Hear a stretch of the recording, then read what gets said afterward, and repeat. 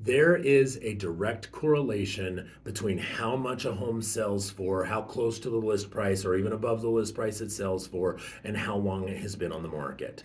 There's a lot of sellers who kind of take the mindset of, let's just start at this pie in the sky price. And then if it doesn't sell for that price, we can always lower it over time.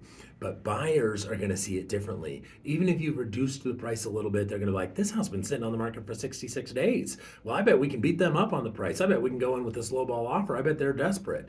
Not in every case. Obviously, there's some exceptions where a home's been sitting on the market and it sells for a higher price. But typically, the longer your home sits on the market, the less money it is going to sell for. So I strongly encourage you to price your home appropriately from the beginning. Right now, we're in a situation where buyers have a lot more choices to buy from than they did a few months ago. Plus, they're nervous about how much, the market has been shifting, and they want to get the best possible home at the best possible price. So talk to me about how we can position your home to help it sell quickly, but also for the best possible price.